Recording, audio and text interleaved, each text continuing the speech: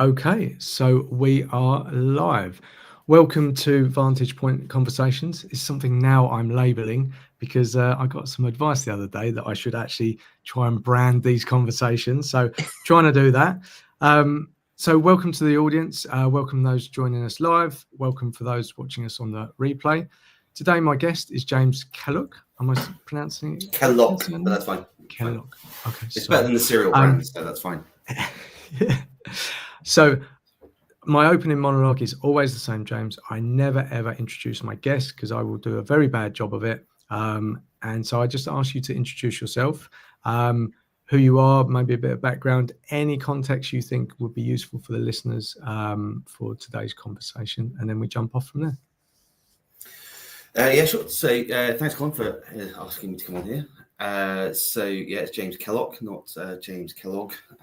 Fortunately, I left that name behind at school. And I'm based in the southwest of the UK, just outside Bath. For anyone who's outside the UK, that's basically the closest they'll probably know. It's probably near London for the American viewers. So what I'm doing at the moment is I've had 15, 16 maybe years in corporate sales, working with some of the big beasts in technology.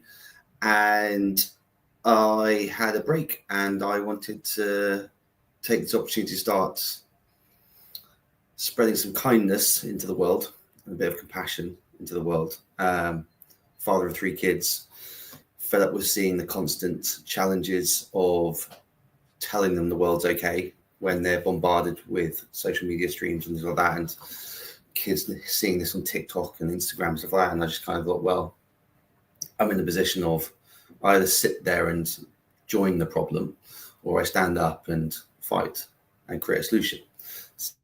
So sort of had a brainwave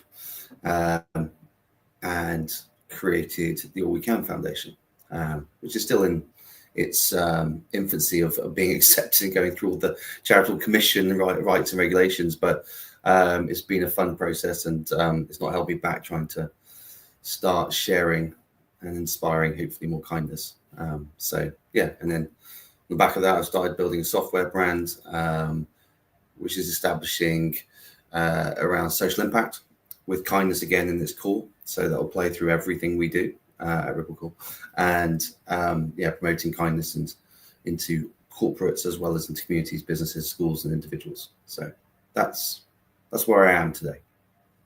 Amazing. So there's a few things I want to sort of say just before we jump into the conversation. First of all, you came highly recommended from Sally Stockriser, who I had a live with last week.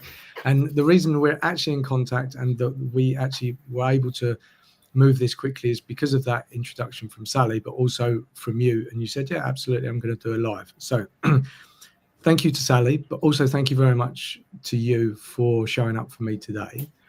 The second thing, so I posted this event yesterday on LinkedIn, and you reposted it. Now, the flood of support that has come in from people, and not just likes, but genuine comments, was outstanding for me. And that already says a hell of a lot, because that doesn't happen often. It's starting to happen a bit more, but oftentimes people like and they say, yeah, oh, good. But the genuine comments from people about you, about the conversation, was outstanding. And it gave me goosebumps. And I know that you're doing something that impacts a lot of people, and people are behind you and support you, not just what you're doing, but who you are. So I haven't seen it that often, but it was really quite eye-opening to me. So if you take anything away from this conversation, for you, James, that you must know that you are really well supported, and that there's a lot of people behind you, and a lot of people genuinely care about you and your conversations and what you're doing. So that's amazing.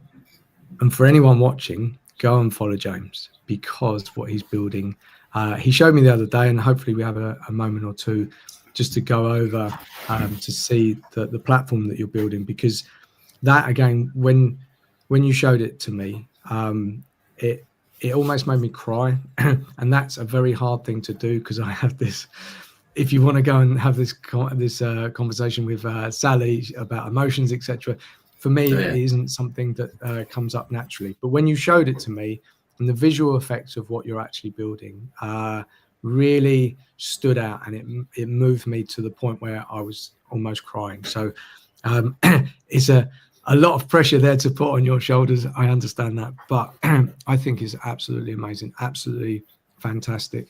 And so I'm very grateful actually to you coming on here and showing what you're doing, because I think the world does need more of what you're doing. And I know I'm alluding, and we'll get into the conversation, but I strongly believe exactly the same as you. So I'm not a consumer of news anymore. I can't remember if I mentioned this in our chat earlier this week, but I used to get the Evening Standard newspaper when I worked in London, and basically it was all about gangs, all about stabbings in London, etc. And it was looking at, it sort of highlighted a sort of ethnic groups and colours and races, and I started to be scared. I started to be scared of running into youngsters, and I realised that I was heavily influenced by what I was reading. And from that point, I stopped taking the newspaper. And this isn't a call out to the Evening Standard, it's news in general, that sensationalizing, negativity, etc., really impacted my mood. And I realized that I wasn't going to consume news. And that's quite easy to do if you're aware of not doing it. So I don't pick up papers. I don't really consume a lot. When I find that when I do, my mood shifts. So I think we have to combat that quite heavily. And interestingly enough, the conversation I'd had with Sally last week, she said our minds are designed to look at the negative.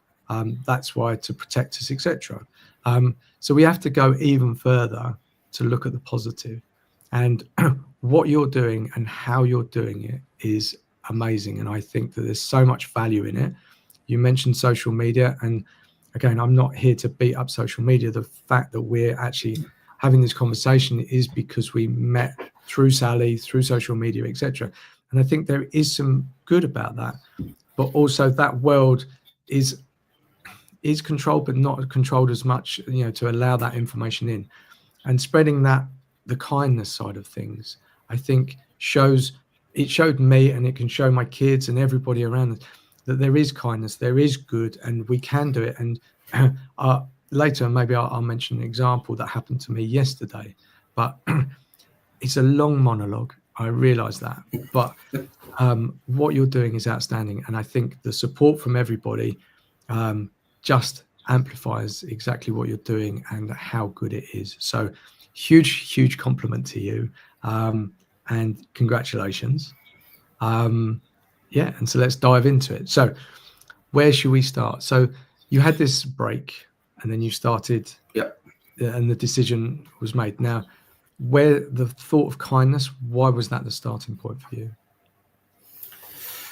Okay, so I do need to address the first bit you said, which was the amount of support, right? That seems to be when you dive into this sector of the world of focusing on positivity and kindness and gratitude to others and compassion. They're all there. There's so much of it going on, and what you just saw was a glimpse of the continuous day-to-day proactiveness of these people. And what I've done is just kind of uncovered the veil of it a bit and go, what's behind here?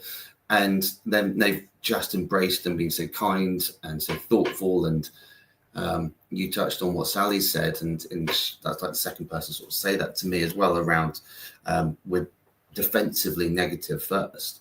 And we have to be proactive about being kind. And it's sad that it's the case, but we have to be proactively kind and teach it into a habit. The people you saw who didn't just like and run off, didn't just acknowledge that they were there and actually engaged in this post, they have got it embedded inside them, and they have just been the most inspiring and most joyful and happy people I've been able to speak to. And like the first lady I spoke to was Courtney Beck, and she's got this plenty of positivity. And I spoke to her, and I just sat there just grinning and and just absorbing why she did these things. And every single person I've named on that list and they engaged back, they've all got a story. They've all got something that went, I've had enough of letting the world just do its thing. I'm going to be proactive about being kind. And it's just my time to accept that I want to be kind and I want to be proactive about it. So I've learned some amazing things, and I'd say it was Courtney, and then there was like 3 or 4 others followed after that. And I had this dialogue and these summaries, these conversations with these amazingly inspiring individuals who were just saying enough's enough of watching from the sidelines. And I thought, well, I'm actually sitting on some gem of conversations here that I've recorded and tried to maintain and understand to go back, because I'm a kinesthetic learner with ADHD. So chaos, trying to write notes and pay attention to all at the same time. So thankfully AIs are there to help me. But I started documenting these things, and just I want to share some of the great work. So I'm struggling with the element, and I said it to you before we started, that imposter syndrome of sitting here talking to you about kindness and what I'm trying to do.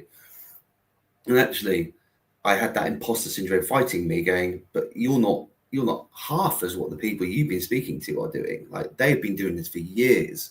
There's a lady in India who's been doing it for 20 years with unlimited kindness, or kindness unlimited.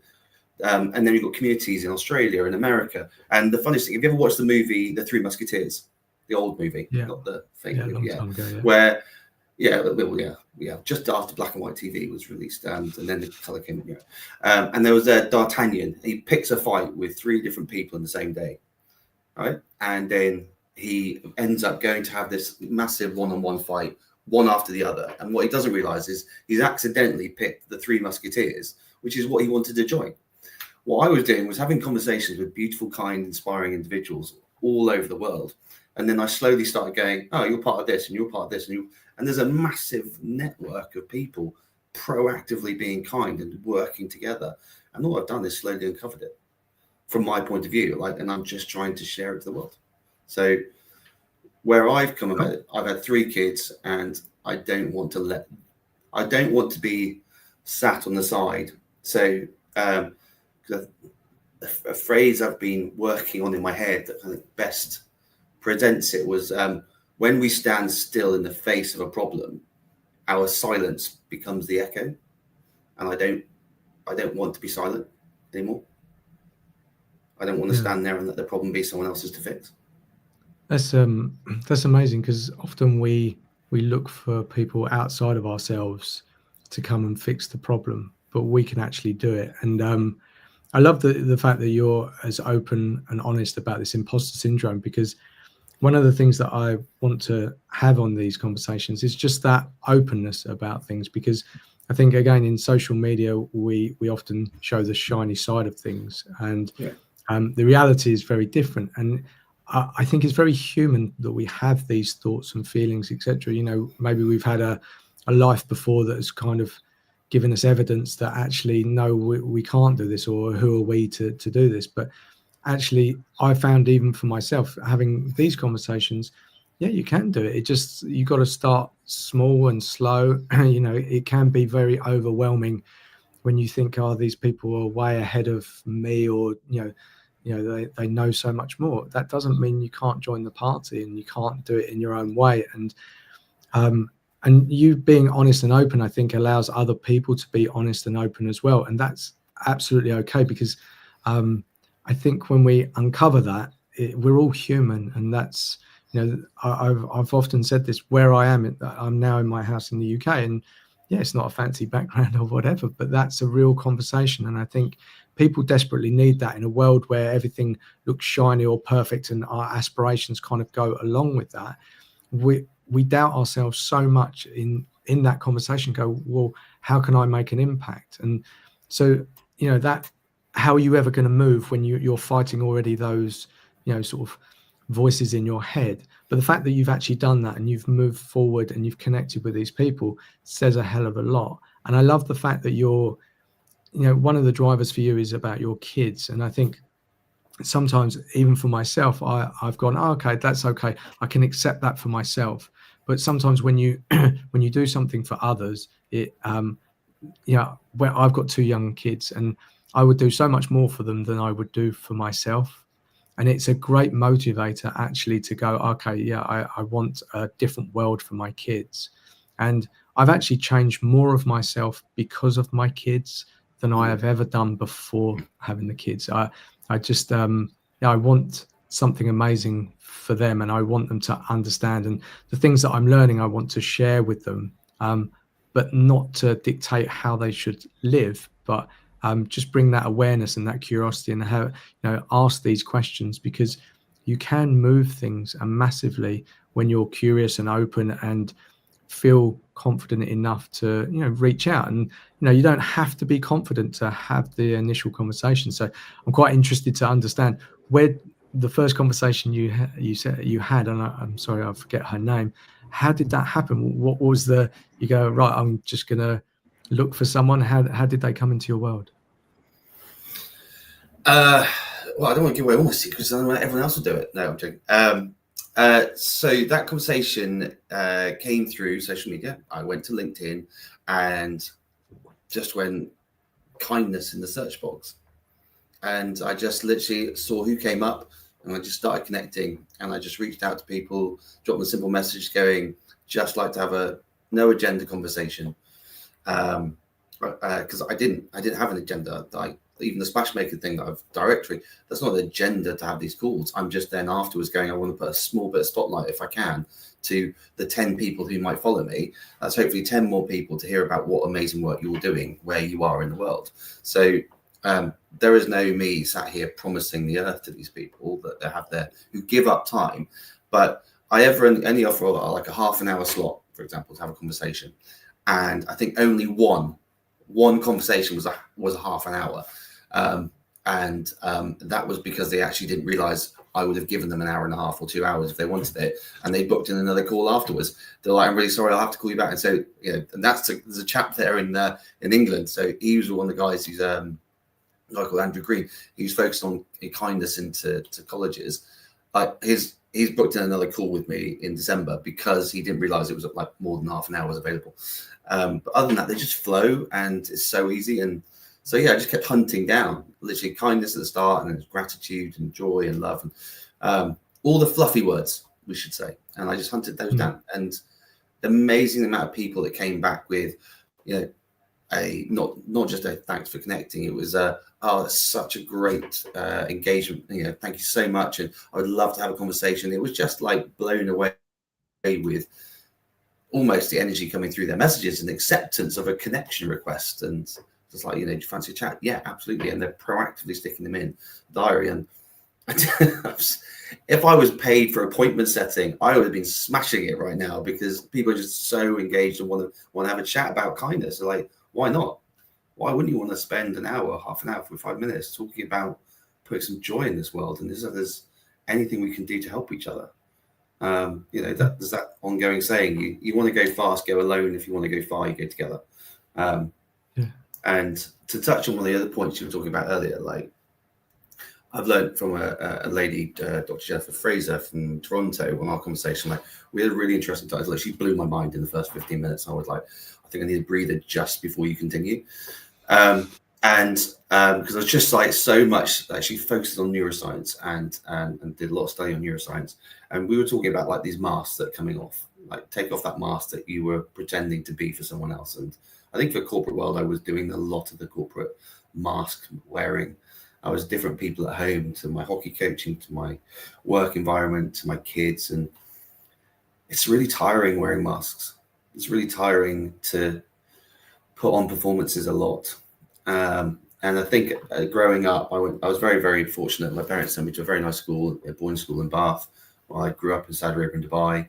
And but there's a couple of like challenges that I'm looking back now with a slightly different lens, which was I actually had quite a lot of loneliness in my boarding career, because I was the only full-time boarder in my year, and I was a sporty nut, and I was obsessed with sport. My year group did not like sports particularly. Like, we didn't really have enough kids to do sports matches for the first 2 years. So I realized there was a lot of masks I started to put on, because I thought I can't try too hard because that's just being rejected.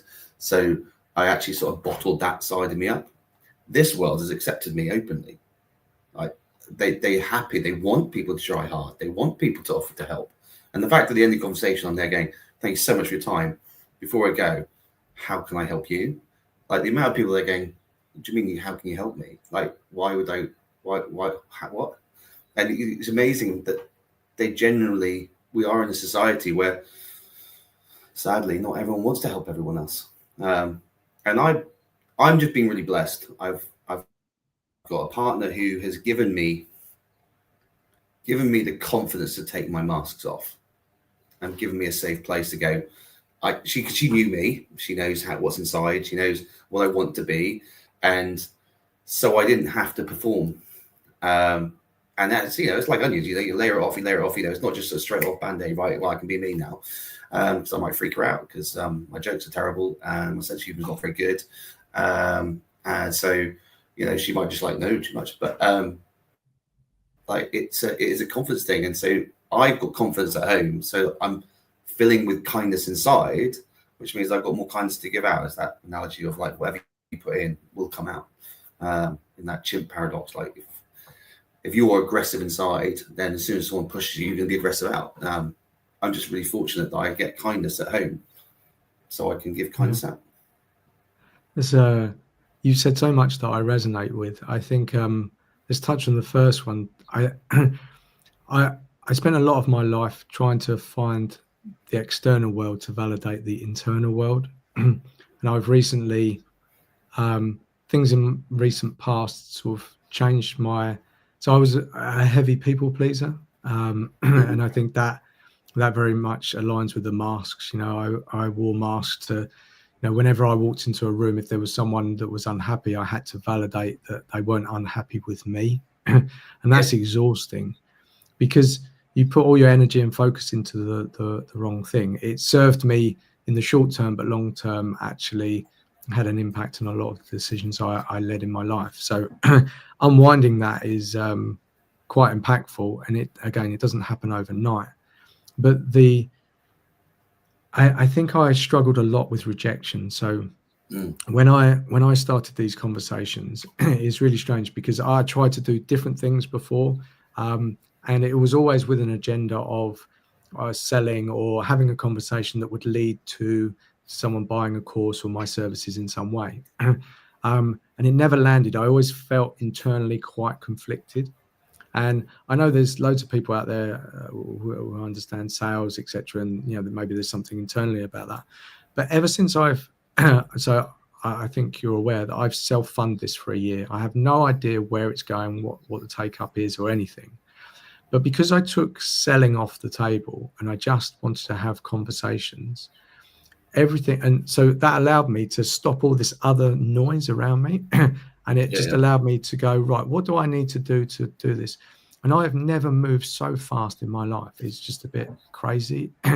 and I see it going even faster. And so the example being, Sally connected us, and I was connected to Sally from a guy called Craig. I don't know if you know Craig.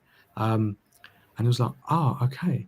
And whenever I reach out to people, you can see that they're very hesitant to sort of even have a conversation, because they think I'm going to sell something. And because I took that off the table and I just have genuine conversations, and some of those lead to lives, some of them don't. They just lead to me having connections with people. And that's great. There's nothing for me to push someone to have a life, other than I think there's a genuine good conversation to have and to share that with more and more people.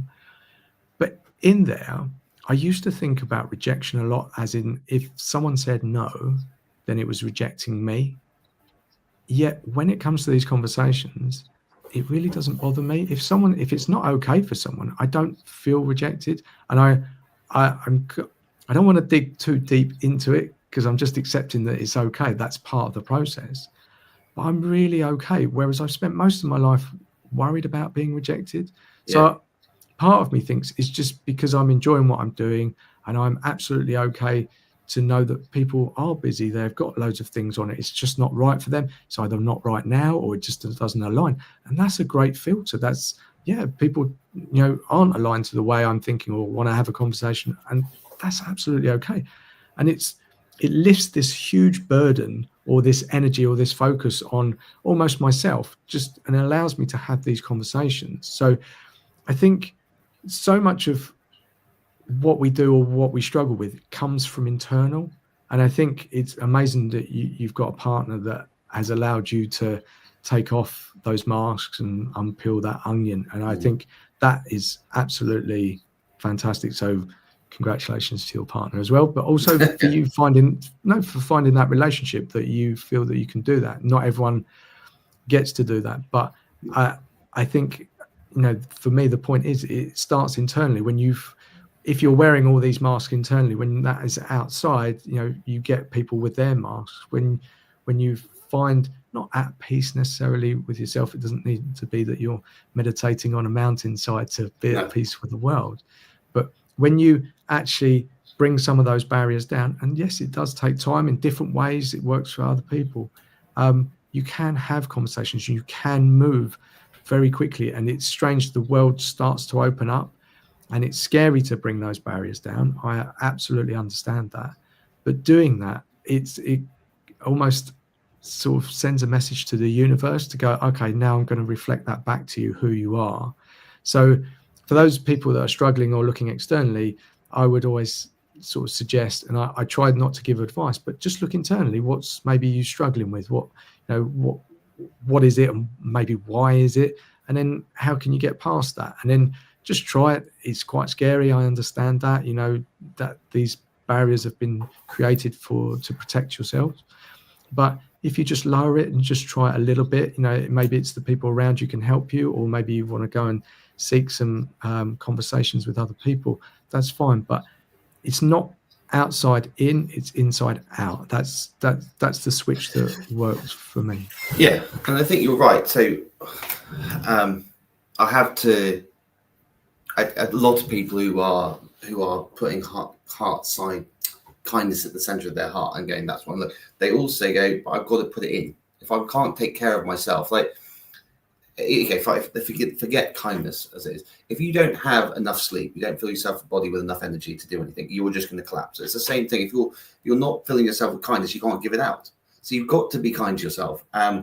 I spoke to this lovely lady, Lynette, in America. She's like, this week I'm going to be self-kind. Like, I'm going to go to I go to a spa at the weekend, or a massage at the weekend.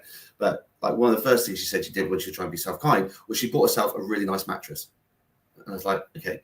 And then she's like, if I don't sleep properly, then I'm never going to be at my 100% to give out to other people. And so you can be generous to yourself, because it will only, hopefully, if you're then just going to then learn to reflect it back out.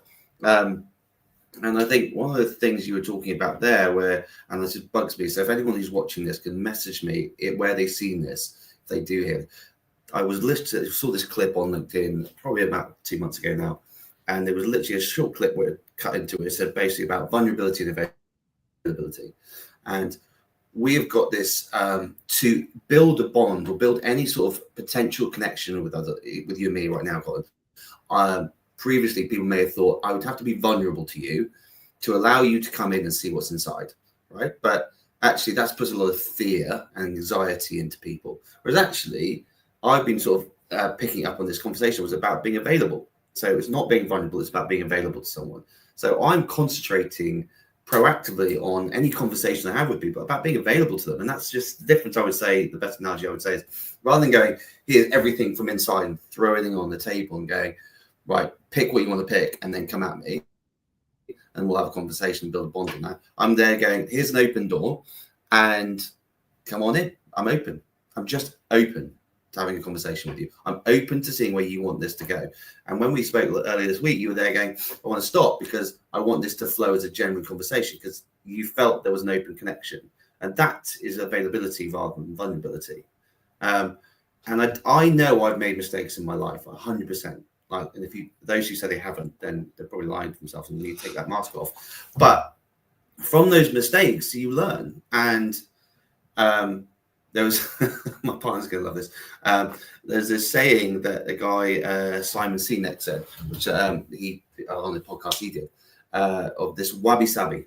and it's basically it's a Japanese saying for basically imperfect basically pottery. So when they do pottery, for example, it's not perfect every single time. It's wabi sabi, which is basically it's perfectly imperfect. Okay, because it's natural, it's individual, it's perfectly imperfect. And now that saying alone puts a smile on most people's faces. Try and say wabi sabi without putting a smile on your own face. But like with diamonds, for example, diamonds are priceless because they're imperfect, they're individual. There is no, like, the man-made ones are like crystal clear and perfect, but that's fake. Like the perfect diamond is totally imperfect, and that's what I think I love about all the conversations I have with people. Is there is heart, there's soul, there's challenges, there's a bit of trauma, there's a bit of a story that's caused them to do something, this whatnot. From someone returning a purse to someone growing up in the center of Brooklyn, and all they remembered and focused on remembering was kindness that people gave them. There's a lady in the UK, for example, she was diagnosed with cancer, and it was her partner's ex-wife who gave her a gift of kindness, gave her a gift, and it said, basically, I know what you're going through. My parents went through it. So if you ever need anything, I'm there. Like that gesture from an ex-wife of your partner reaching out, like, meant so much. And she said that was a cause of her to go, I'm going to fight this. Because there's people out there who will put kindness first. And it was that gesture, that small thing, caused a ripple. And now she's driving kindness into her businesses that she works with. Like that one gesture was that small invisible thing was what caused her to drive and put the kind hive and kindness first into anything that she does. And there's just so many people out there that have amazing stories. And I've just been really blessed and really grateful that they've just been so open and so available to me, and not being hiding, going, what is your agenda? And I'm talking about that whole salesman, like, oh man, I love sales. I love I'm competitive as a sin, right? That's my biggest challenge. Like today, I'm going to be really pleasant to anyone I speak to. Tomorrow, I'm about to play hockey with my son, and whoever's against me is going to get a beating. And then afterwards, I'll say I'm really, really sorry. And I think you're a really nice guy. And a lot of opposition I've made friends with, actually. But it's normally at the end of the game, I've made friends with them. But I just need to win. But I think you can't be kind in everything you do, obviously, because that'd be a bit weird. But I've just been really grateful that when I've had introductions from people, 3 people I've seen introduce me to people who said, by the way, he really doesn't have an agenda. It was really refreshing. And I'm like, we are sold by authenticity. And these people just helped present my authenticity to their friends and their contacts. And when someone does that for you, it's just, wow, it's so kind. Like that. Like if I shared something to you and like, say a friend of mine said, you need to speak to Colin, like I'm doing that because I think you are going to add something to that person's life. And to me, that should be a massive compliment to you.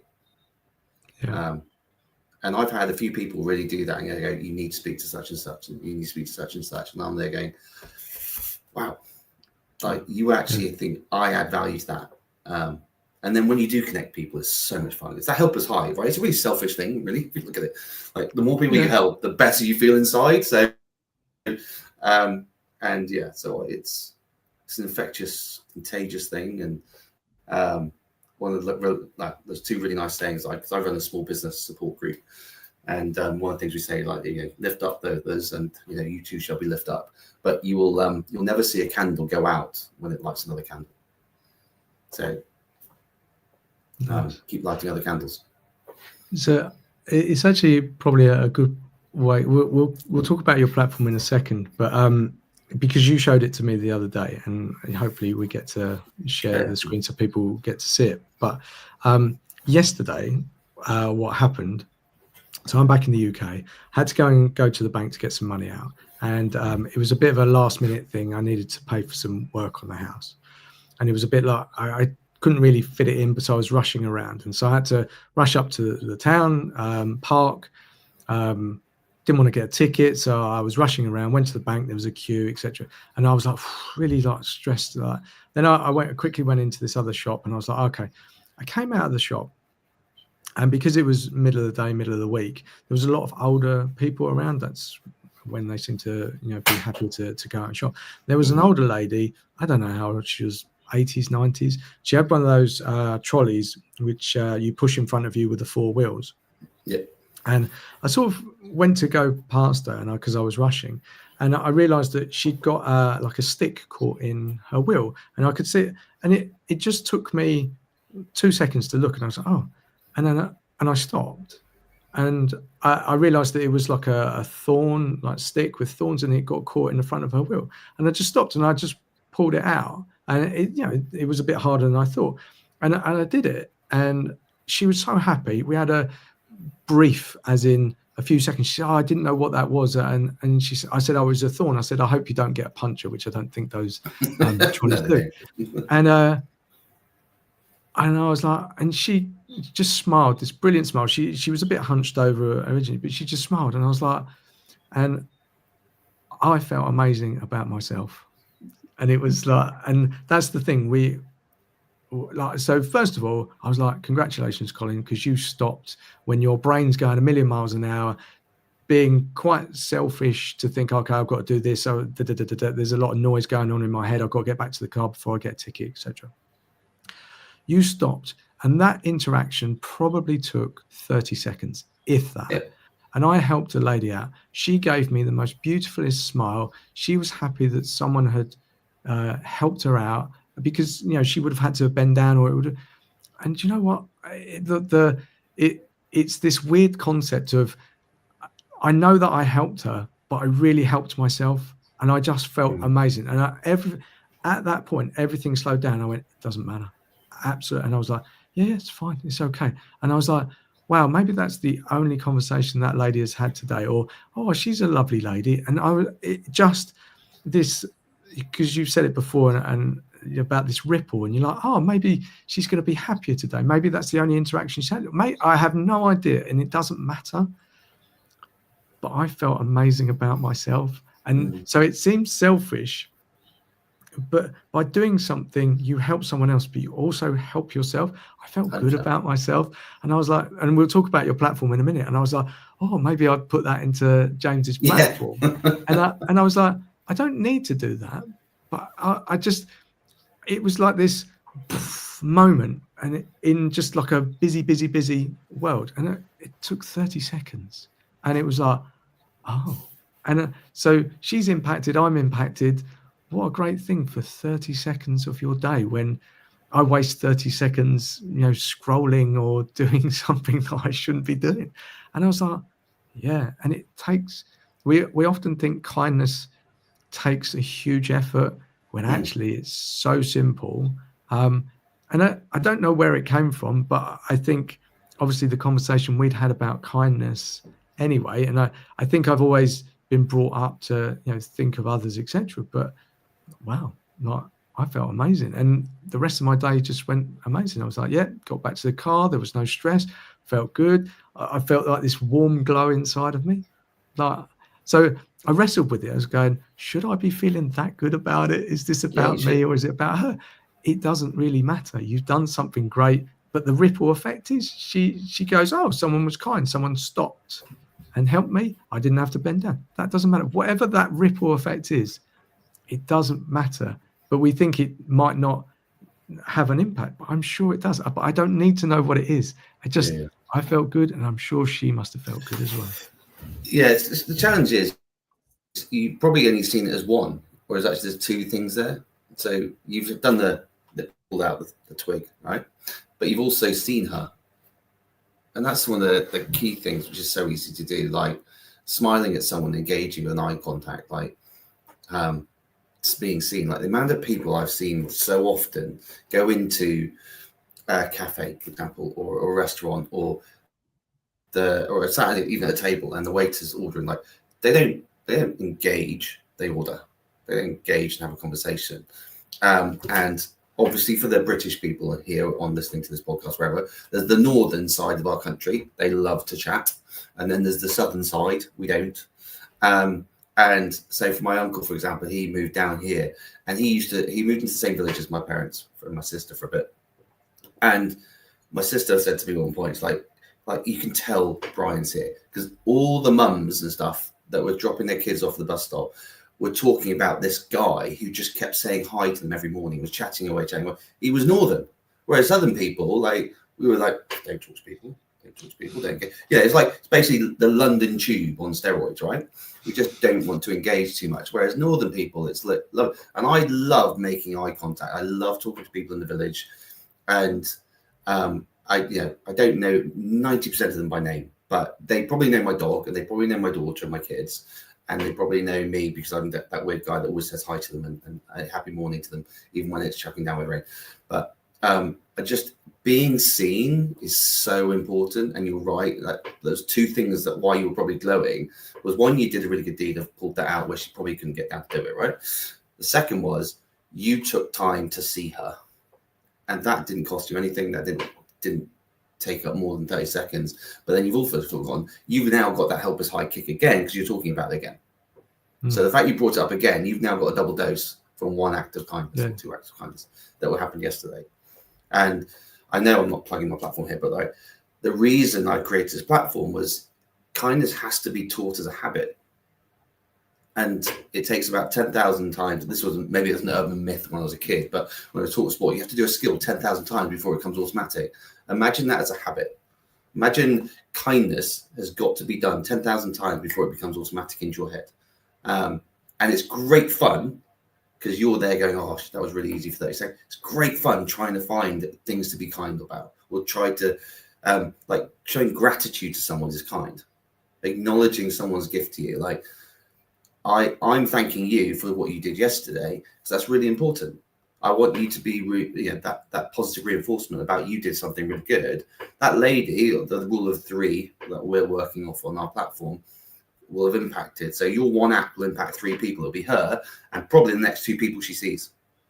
She'll probably even mention, like let's say she talks to her grandkids or her daughter or son or whatever, or a family member. There was a really nice guy who actually stopped and pulled this thing out and had a nice little chat, and it'll mean the world. Like I used to, my grandma, bless her soul, passed away a while ago. Like we used to have this. I used to say "tra love" in a really pathetic kid's accent because I was really, really young, right? But she used to always say, every time I rang her up or every time I used to leave the house when I came back to Blackburn for a bit, that was my northern roots, from the Middle East, we come back to Blackburn to see her and stuff. And every time I left the house, I was always go, oh, tra love, and that's my best northern accent. And she's used to always just say, oh, you made my day. And it was just that was small little act of me being a childish little idiot and trying to put on a northern accent and say her favorite phrase. Was a small act of kindness that just made her day. And she used to always say like how much it impacted her, and I would always hear it from her neighbours, like, oh, she loves when you say dry love. And it's just took 30 seconds. And I suppose all these little bits in my life, I just realised I probably need to be really proactive about it. And I think the challenge I had for so long was, what can I do? I think that was the biggest blocker for me. Like, what am I going to do with little old Whitley and the small little county of Wiltshire? Actually, quite a big county. Like, what can I do that's going to impact anything? Like, do anything? And there's a book, The Boy, the Mole, the Fox, and the Horse. And it's got it's basically just got a book of gem quotes. But Charlie Mackesy, if you haven't seen it or read it or whatever, sorry, it's brilliant, and it's got loads of nuggets in it. But one of the quotes that I really liked that probably resonated with me was the horses obviously talking books, right? So the boy was standing at the edge of these dark woods, and he says to the horse, like, I can't see a way through. And the horse says to the boy, like, can you see your next step? And the boy says, yeah. So just take that one. And that's probably where I sat and was like, I couldn't see a way through. I couldn't see what I could do. I couldn't see why little on me or why anyone would want to listen to me, which is where it comes back to full circle here on the imposter syndrome. Why would anyone want to listen to me? I thought, well, actually, I'll just take that next step. My next step was, let's bed yourself in kindness. Let's learn what being kind means to the other people in the world.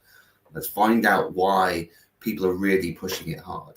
And so I just took my next step and the next step and then the next step. And that's where I went from conversation to splash makers to having, like, now being on podcasts and stuff like that. So you just have to take the next step. And the world is not that big. We just put it so much bigger in our mind. And I'm a big picture thinker, right? With kinesthetic learning, ADHD. I had to just go, I just need to take my next step and go, I've got support. And as you rightly said yesterday, I shared some names of some amazing people doing inspiring things. And wow, they were jumping on that bandwagon straight away and showing love and care and kindness. And that's the world I found myself in. And I'm just so privileged that they've been so welcoming. Because there's projects going on all over. It's just been inspiring, and I can't not get excited about waking up each day going, who am I going to speak to? What's their story today? And who's uncovered, and who's connected to who, and who could I connect to someone else? And then you find that they are kind of knowing each other, or they don't know each other, and they're grateful for that and grateful for that. And the world's a really, really great place if you ignore the noise. And I guess I've been that try hard, want to please, people pleaser in the wrong world, maybe. And I think I've found a place where those characteristics really are warmed to and welcomed. So if my simple task for the next number of years, whilst I build up my software and everything like that, and can have, I suppose, the funds to do more with these two startups, I'm just going to be the biggest cheerleader for some amazing human beings out there. And I'm fine with that, because I'm definitely not so comfortable doing this because I feel more of a radio star potential than a film star. But, you were very polite and very kind, and you've done a great job in doing what you do. So I was, when you said you want to go live, I was like, just say yes, let's crack on. You're doing a great job. So I was happy to be part of it. I thank you for that. But I love the idea about the just take the next step. And I think why that resonates with me is that I always lived in the future. I always thought, when I get here, I will be like this, etc. And I signed up for a lot of external things, courses, etc., to say setting goals. But the problem for me setting goals was that I set the wrong goals. I set goals that people were giving example, and I couldn't set a goal for myself.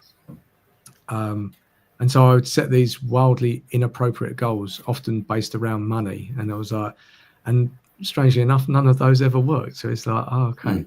And but now I live more in the present. I focus. I generally don't think too far ahead. I go about 2 weeks, and I know probably people will say that's a bit crazy, but that's as far as I go, because that allows me to look at what's in front of me. One of those things is the kids, because it's easy to get in my head and say, oh, okay, yeah, I need to do this, this, and this. But it takes me away from the actual thing that I want to do, is be a good dad and be present and have a great relationship with my kids. And the world can change very quickly. And again, stuff in my past, I had plans and then they turned upside down, and those plans are absolutely nothing. So I know goals are good, but for me personally, I just go, okay, let's see where it takes me. I have no plan for this. I've given myself a time limit of the end of July, August, when all money runs out, and and then I've got to find plan B. But I don't have a plan B yet. I'm not thinking about it. And when those things come in, I push them away and just go, no, look, just focus on the thing that you enjoy doing. And the reason I enjoy it is because I kind of connect with it. And I think once you connect with that thing, again, things just move and synchronicities happen. And you've mentioned it quite a few times, just, okay. But look, I had no idea that I would ever get to speak to someone like you. And I had no idea that those platforms that you've created even exist. So I started this, I think it was about September time. August time.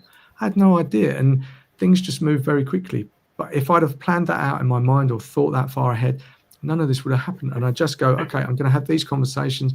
I plan these, and I go roughly 2 weeks in advance. That's about it, because the world changes, twists and turns, and it is so revealing. So for those of people, absolutely, I get the purpose of goal setting and, like you say, big picture thinking, but that can also be quite overwhelming, especially for me. And if your goal is in the wrong direction, or you're putting your ladder up against the wrong wall, it can be very frustrating, because you're just climbing up a ladder and you get there and you go, what? Whereas for me, I just try and just put that first step forward, and that's it reveals so much. So you don't need to know what it is. I think the fact that you've connected to something fundamental, the kindness, and you've done that introspection of sort of saying, well, what can I do? And when you say little old me, and it's strange, because I see you very different. I see you much on a much grander scale, because what you've done and how you've done it is mind-blowing. And I know you're just in the start of it, so it's easy to think, oh, what someone else's way is the right way, but it's what's right for you and how you can work that out. So I want to just flip to the platform, because I'm conscious of time, and we've gone amazing. But the reason I want to go to the platform, so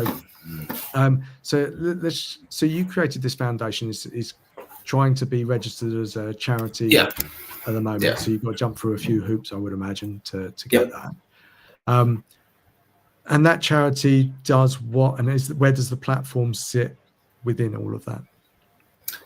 So the All We Can Foundation was set up to provide a place to support large acts of kindness and to promote kindness. Our platform is so the weird thing, we're not doing anything for money. It's not.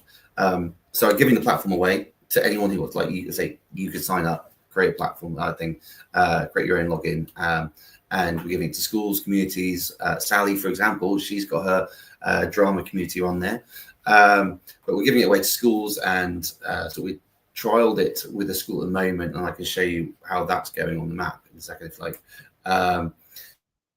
But it's just a basic free place that they can go, and the kids can start learning the importance of habitual kindness. So putting it in early, and that's where they'll grow up embedded into their systems that kindness is something they need to look for. Kindness is something they need to practically do. And they've done things, obviously, on the back of those kindness bits, it's also showing gratitude. And so the other thing about kids is they love stickers, they love certificates, they love making an impact. And so what we've done with our platform is created an opportunity where they can see the impact they're physically making. So go back to that I said earlier, being kinesthetic learner, I'm visual, and I know I'm not alone in that. And so I believe I saw something like 85% of people potentially are visual learners. I could be wrong, so do not quote that properly. Do your research in advance. But there is a high percentage of people who are visual learners, right? So so kids will actually use the platform, and where I've seen feedback from the school using, like, the kids are enjoying going, well, that one's mine. And they can then share their friends, they can tell your parents. And then that's that ripple effect even there, just sharing about what we're doing here. They're sharing, I did kindness, I did kindness, I did kindness. And we've been so built up around being, it's shameful in the UK to be kind. And where I love this, so I've come at it, I thought when I was embedding myself in kindness, well, the amount of American people who where they're just so proud of going, I am going to be kind, and that's okay. Whereas in England, I found that people I've spoken to, it feels like they kind of have to go against their natural grain. It's like, I can't, no, I shouldn't be kind. I'm going to have to be proud to be kind. And I think we've just been embedded in ourselves in the UK, certainly, that you shouldn't be proud of being kind. Don't tell people about that. You have to be recognized for it, and let someone else tell you you're kind. Actually, no, just go be kind. Just do something for someone else, and just be happy. Like, look at the smile you said when you said about that little old lady. Like, just be happy about it. Like, the one story, and I'll show you the platform in a second. I was in Bath, and I went out for a really nice meal with a colleague, actually, and I felt really bad. We bought these things called Ben's Cookies in Bath. There's Ben's Cookies. Have you ever heard of them? Amazing. Anyway, they're amazing. Product placement. I wish they were sponsoring me, but they don't. But anyway, these Ben's Cookies are awesome. And I sat there and we got this message box, and I thought, I'm going to take some back to my partner. And walking down, I saw this guy on the street, and I thought, oh, I've just had a really nice meal, got these massive cookies, and I'm about to bite into it, and he's struggling for anything. So I was like, right, I'm going to offer him a cookie and see if he wanted it. Anyway, he didn't want a cookie, but so it was okay. You're fine. I had my cookie. But I just had to sit down and chat with him for like a minute or two. And my friend Molly was standing there with me, and I was just engaged with him. I was just eye to eye, having a chat to him, see how he was. Anyway, we ended up going for a longer chat. I took him to go and get a drink because he couldn't eat. His teeth were rotten through, and then I'll go to the life story on a bit later. But when I came back, I was walking away, and it was just really nice to have a genuine conversation with him and talk to him about his life and the fact he came from the Forest Dean and all this sort. I was walking back with my friend after she looked after his stuff while we went to get a drink. We're walking back, and she's like, "That was really nice of you." I was like, "Well, he's a guy, he's a person, like."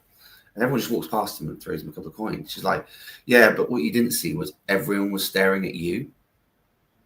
I was like, "What?" She goes, "Everyone was staring, and you could see them admiring you. So your act, where I was just focused on him, was impacting 30 or 40 people that walked past the centre of Bath that day, going, someone actually paused to speak to him." And like, that's what I mean about being invisible. I wasn't doing it to see other people. I was doing it because I felt like he needed someone to talk to for a minute. And kindness is often gone invisible, and especially I feel like in the UK, we often maybe need to show a bit more visibility of it, and that's where the platform came in. So yeah, I can share it if you want. Yeah, perfect. While you're sharing it, I think I love that, and we seem to have this shame around doing kind things, or the fact that we can't accept compliments, or there's a whole load of things around that. But it's amazing, and we use the word ripple, and it's part of what you talk about, but we can't always see what the ripple effects are of these things, and it shouldn't be that we're looking for them, but if you want some awareness or some way to continue to be kind, you can look for them and you can see them. So I think you've said so much in terms of culturally, we're not necessarily in the UK people that want to show that we're being kind. It seems sort of shameful, but actually, if we can get past that, there's a huge win for everybody around that. And again, just thinking about that guy, he's probably the most interesting person, like you said. There was a life story, there's a load of things about him, and again, he felt seen for that day, and that you cared about him, and that can make a huge impact to him, and he can pass that on to other people that he knows. And what a great thing. And that just started with a moment of kindness, and that's but the thing is, when you were saying, oh, people were watching you, I also thought, how would I feel? And I would probably feel a bit bad about myself to go, oh, well, I'm not the person actually going to sit with someone. I would maybe be the person that puts maybe a coin in. But then I was like, but it would make me feel maybe enough ashamed that next time I am that person. And then you create this movement of, okay, you do it. So again, it's not the immediate thing. It's often things behind it, or you think of something, you put a little seed of knowledge or something in your mind that next time, okay, when I'm not so rushed, or maybe that wasn't the right moment, but maybe next time I do see someone, okay, spare a moment. And so it has many angles to it, right? Yeah. There's a guy called Neil Stevens who I had a conversation with. He was really, really nice, really clever, switch on guy. He does a lot around kindness, and he has a phrase that has stuck with me. So I had to quote him and credit him, but so it's not about me. He said, "Do it for the cause, not the applause." And we are needing to plant these seeds with people, and that's really important. But I didn't do the act because I wanted 30 people to go look at me. I did the act because I really wanted to find out what this guy's story was. And I do I'm probably really annoying to be with sometimes. So I just do love hearing about people's stories, like talking to people. If you ever want a quick journey, I'm probably the wrong person to go with. Because if I can chat to someone, I'll chat to someone. Like you're there going, we're running out of time. I'm there going, I've got another 45 minutes, we can crack on. But the listeners probably don't want 45 minutes more of me. So I'll give a quick glimpse of this. And so this is our platform that my cousin in Toronto has kindly helped me build and bring out. So we do a rule of 1 act of kindness assumption it impacts 3 people. So and that's been kind of backed up by a lovely lady called Robin Simpson from Australia. She did a load of research on this as well. And the rule of 1 to 3 was right. But there's also been university studies in Harvard and one in Berlin, I think, university, where it was at 1 in 10. But I just think 1 to 10 is probably too much for people to believe. So if you did 1 act of kindness to 1 person, we'd expect it to ripple onto 3 people. That's them and 2 others. But they're neglecting the fact it also impacts you. Like you just talked about that act yesterday. So from the 211 acts we've had on our platform so far by different people, communities and schools, it's impacted 6,000 people and it's touched the lives of 19,000. So that's the rule of 1 to 3. And we've made it to 20 countries so far. So what people can do, they can share an act of kindness in their own way, share an act of kindness of one they've witnessed, and then they can do it as groups. So let's just go in here. I can do it as my own. So I can submit it as my own if I want to in my own name. I can submit it anonymous if I don't want people to know it's me because it's not a vanity project. What it was, put out my neighbour's bins. I live on a street of lovely, lovely older people who go on numerous number of holidays, and quite often it's bin week, so I often get asked to put the bins out. So that's probably quite a regular one for me. And then what it was, and so I put a description about it, yet again, elderly neighbours off on holiday, I'll put the bins out. And it was an individual act or community project, school initiatives or businesses.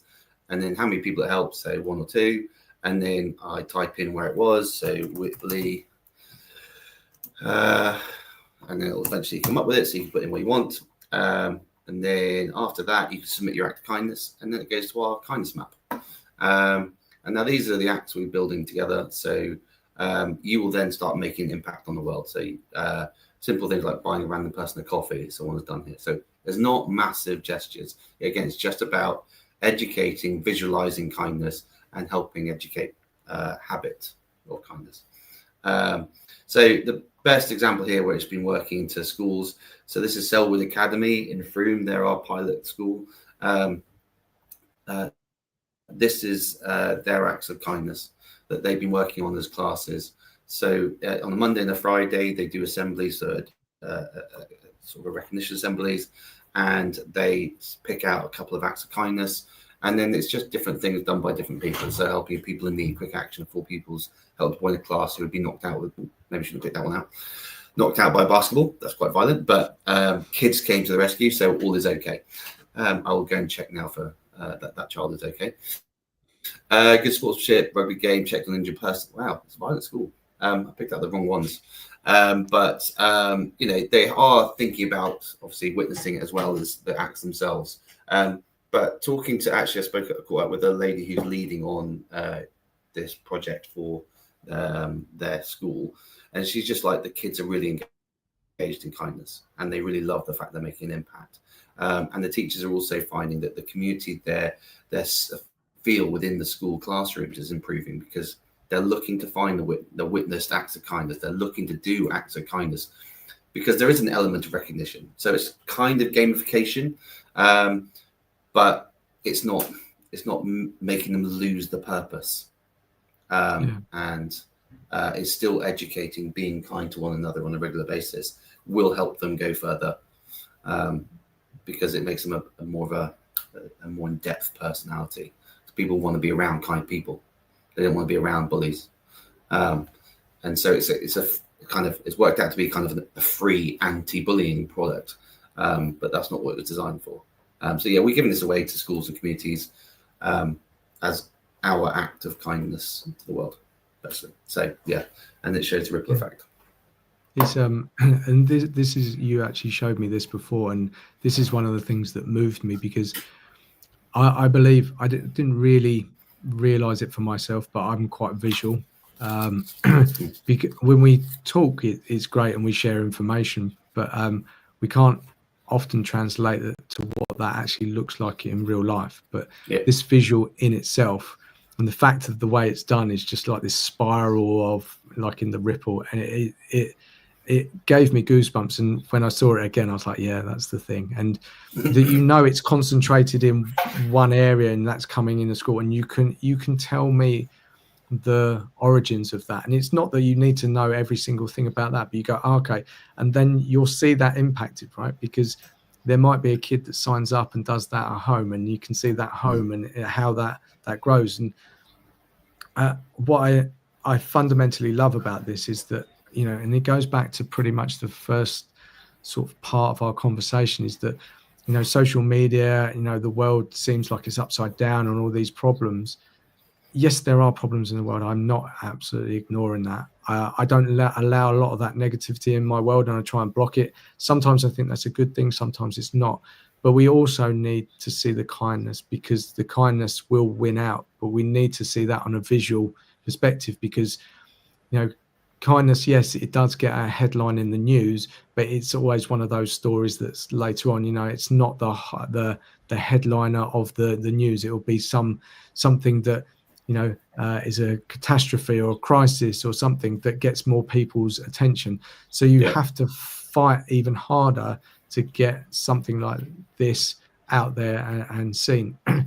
But when I see it, and I honestly, I keep looking at the picture, I'm just like, yeah, and it brings me back to this point of, yeah, there's a school, there's these things happening, there's kids thinking about kindness, all of those ripple effects. And, you know, you can't capture all of that, but you're doing such a good job in a platform. And the fact that you can zoom out and you can see this around the world is so, so beautiful. And I absolutely adore it. And I think, you know, starting from a young age with school kids, that doesn't mean this isn't applicable to absolutely everyone. No. Like you said, Sally's doing this, but I think if you can start at a younger age about kindness, you know, etc., and, you know, what that actually means, because I think, like you say, with social media and kids and this bombardment of all this stuff coming in, you know, and we've got to be a perfect way, it can switch the focus to, okay, I can do something and it's kind. And like you say, the gamification, and you've really thought so hard and in depth about how this works, and you know, what it could mean, and you've done that in such a beautiful way. And I absolutely adore it. I absolutely adore it. And so I guess the question is, how do you want to grow that? Is that about marketing it? Should we share that? What's, you know, again, we're talking about visions and stuff, but yeah. So you did say about goals, not thing. I do love goals, by the way. Not just hockey goals that I like scoring, but goals in general I do like to have. But where I have started my reflection a lot more, and I guess maybe that's a bit more of my faith coming into it, but I've kind of started to think I've got to enjoy the journey. I always wanted to get to the goal, and it kind of just like a mad dash. And I'm now kind of going, no, I just need to enjoy the journey more. Like, so yeah, I do have ambitions. I do have great targets in my life that I want to achieve. And along the way, it's just been like, how can I show generosity? And I put a post out not so long ago, but like, how have you ever met an unhappy, generous person? I haven't. Yeah. And I just think if I can be more generous and think about my journey more, and think about what I can do every single day, rather than racing to this goal, I'll feel better. And where I want this to go, I've been going daily. I've been thinking, how can I help someone, bring it up in conversations. I've spoke to so many people who've got communities like, say, Robin in Australia. There's a Juliana who's got one, the Kind Power. There's a gentleman called Kevin Smith who's got the Kindness Worldwide. There's Charles Fowler who's got the World Values Alliance. There's so many different things going on, the communities going on. I've offered it to them, and it's just a matter of time, right? It's up to them. It's not going to be forced on them. But yeah, how to market it, I don't know. I really don't know. If anyone knows any schools that would like to have a free platform that will help them hopefully educate kindness. Like we all say yesterday, we talked about a really clever way. So lady's got about 70 or 80 that she wants to add to the platform. She goes, I just haven't got the time to do it. Like they've now built up, because they've done this kindness box and they've done this not kindness spotters card that I give out. So you can do a little, I've spotted someone, you put it in the kindness box, and then they've been picking it out for the achievements. She's like, I've got 6 or 17 more to add.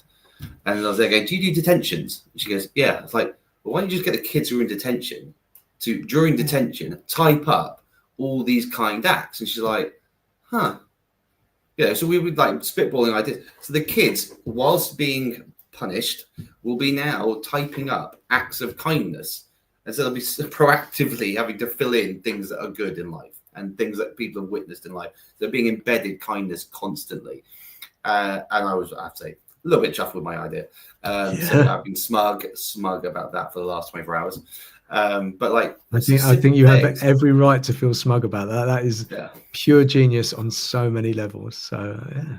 Thanks, I appreciate that. So so I think I'm just going to try and offer it and tell people about it, and where it goes, it goes.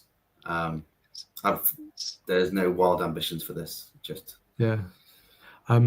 So again, I'm conscious of time because I tried to keep these limited, but I definitely think there's so much more to explore in all of this. So maybe we come back and do a round 2. But 2 things I kind of want to sort of say. So there are a lot of people put comments on this chat, and I don't normally overlay them, but there's a Lady Jane. Lady Jane from Nigeria. Yeah, I guess, I don't know. So there's a Lynn, there's loads of comments. So I don't put them on because sometimes there's a distraction from the actual conversation. But for those that are still watching, thank you so much for the comments. Maybe I can bring them up. Let's see. So I don't know. Can you see that? Does that work for you? Yes, I can. I could see some of them. Yeah. Yeah. So I don't know if technology's not my bestest friend. But, is there anything that needs to be answered? I don't. Lynn, I've got to say hello to Lynn. Lynn's lovely. She's got a charity in the UK helping provide gift kindness bags, small acts of kindness, but it's kindness bags to people, elderly people, especially this time of year with like blankets and scarves and gloves and hats who are cold and vulnerable. We spoke last week. Beautiful lady. She's such a big heart. So definitely shout out to Lynn in the UK there. So we've got but Lady Jane is awesome, by the way. You need to try and get her on here. She's fantastic. She's an absolute bundle of joy, energy, and she's working respect with kindness in Nigeria. But yeah, she's had some time in the UK as well, where kindness was not the word she would have taken away necessarily. But thankfully it found a way into her heart, and she's now doing good to others, and it's awesome. But yeah, I don't know if I can see any others, sorry. Yeah, so there's Paula. I'm very bad. Paula Motka. Yeah. Very old friend. We did tennis lessons together, and we never actually did any tennis because I used to make her laugh, and then I got told off making her laugh. So our tennis coach just basically made us laps. So our parents were like, "Why have we paid for lapping the court?" So, yeah. So we got a Matilde and Lynn as well. So yeah, we don't have necessarily the time to run through them, and I'll take the comments so I can just. The only problem with the format is it cuts half of your face off on my so I'll take them off. But for those that have attended, thank you so much. And I that's more than I've had people participate. So again, this compliment I'm going to throw back to you. So when that imposter syndrome throws up, James, absolutely know that these people are showing up for you, and they're not showing up because there's nothing there. They truly believe there's something absolutely amazing, as do I. So you feel that you've done me a favor. I feel that you've done me an even bigger one by doing what you're doing, coming on here. Like you said, maybe it's not the platform that you think, maybe radio would be better for you. I disagree. I think you're actually very, very good on camera. And I think sometimes that's uncomfortable, but if we can challenge ourselves and put ourselves on camera, because the more people I come across, they don't think they do come across well on camera. I don't believe that. That is actually the exact opposite when they say that. And I'm like, where did you get that mindset from, because it's the opposite. Negative first. It's negative first. Yeah, absolutely. So I'm going to call that out and say, yeah, that's BS, because I think you're amazing on camera. So, James, I'm going to wrap up. Honestly, it touches my heart what you're doing. It's a real pleasure. Best place for people to find you is where? LinkedIn, website? What do we do? Yeah. So LinkedIn on there. As it's not, if you haven't worked out already, always open to a conversation. And as I say, collaboration is the best form of attack. You got my website, allwecan.co. So you can on that. We've got All We Can Foundation on Instagram and on Facebook. But yeah. So I'm always open for a chat if people want to have a conversation offline or online in a more private setting. Then yeah, I'd be well up for that. Okay, and for the platform themselves, that's All We Can. Is that? Yeah, so www.allwecan.co. So yeah, not .com. That was going to cost me 10 grand, and I have not got that out of my pocket. Yeah, so, maybe someone will fund that one day for you. So yeah. It's owned by someone who wanted 10 grand for it. It's like, okay, it's fine. I have not. Maybe yeah. So I will.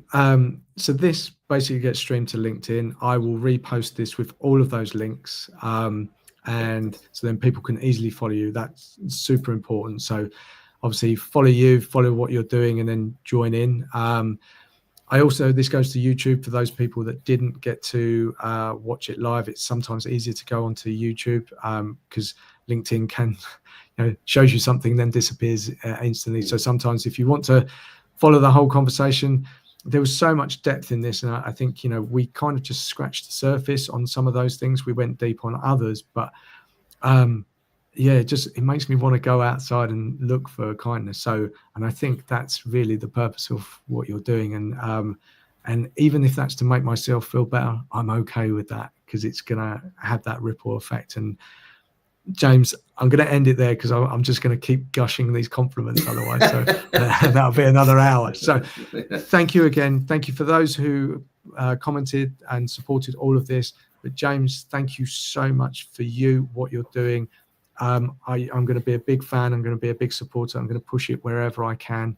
And we go from there. And we're definitely going to do a round 2. I want to see where the journey takes us and maybe dig into some of those other topics.